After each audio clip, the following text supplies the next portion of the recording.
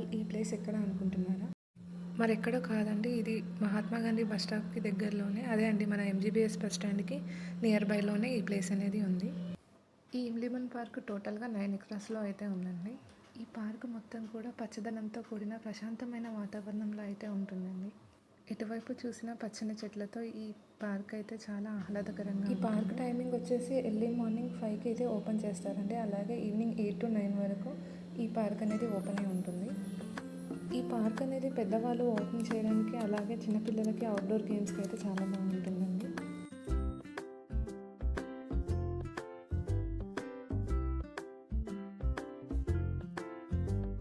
ఈ ఇండిబన్ పార్క్ అయితే entry ticket అయితే ఉంటుంది. టికెట్ కాస్ట్ వచ్చేసి అడల్ట్స్కి అయితే 20 రూపీస్ అండ్ చిల్డ్రన్కి అయితే 10 రూపీస్ అయితే ఉంటుంది.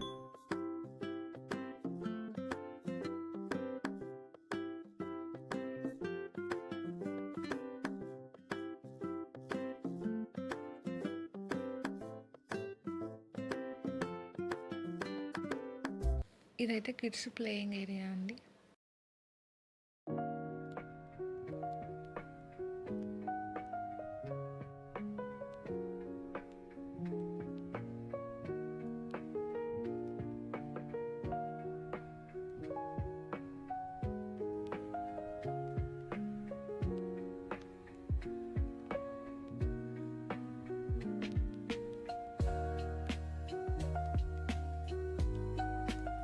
ఇక్కడైతే ఈ పచ్చని చెట్లు మాత్రమే కాదండి, నాగదేవుడి గుడి కూడా ఉంది. మరి ఇంకెందుకు ఆలస్యం, ఆ గుడి చూసిందాం పదండి.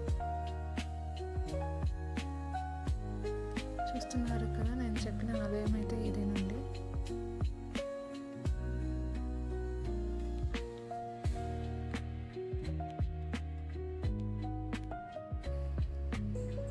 ఆలయానికి రాగానే ముందుగా మనకి శివలింగం అయితే దర్శనమిస్తుందండి.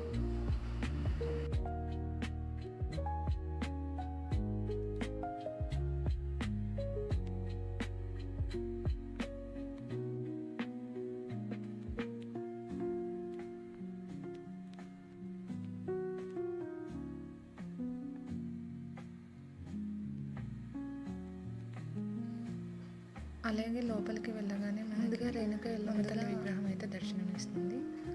అలాగే నాగరాజు విగ్రహం, అలాగే మనకి నల్లపోచమ్మ తల్లి విగ్రహం కూడా దర్శనమిస్తుంది.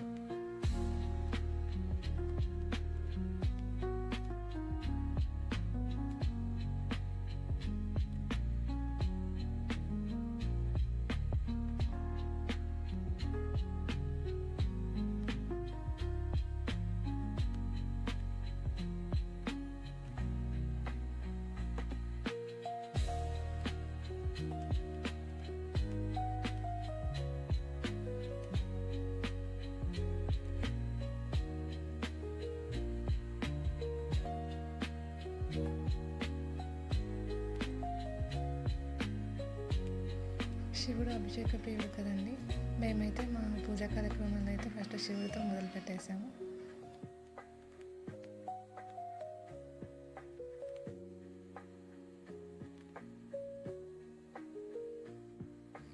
నాగేంద్ర విగ్రహానికి వెనుక భాగాన పుట్ట అయితే ఉంటుందండి.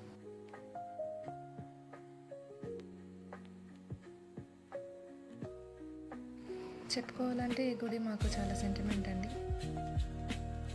ఎందుకంటే ఒకప్పుడు మా నాన్నమ్మ ఇక్కడ పూజ కార్యక్రమం చేసేవాళ్ళు.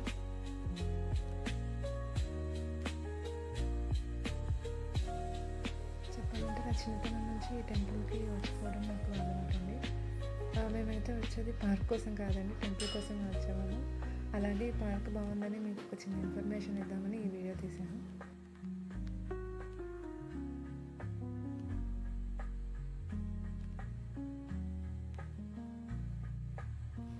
ఈసారి అయితే మా అక్క వాళ్ళతో కలిసి టెంపుల్కి అయితే వచ్చాను.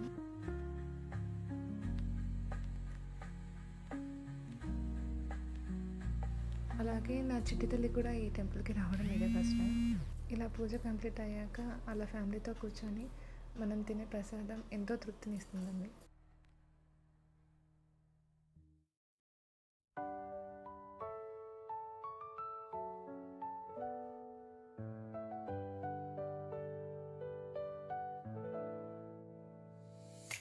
చూసారు కదా, పార్క్ అంతా చెట్లతో ఎంత చక్కగా ఉందో.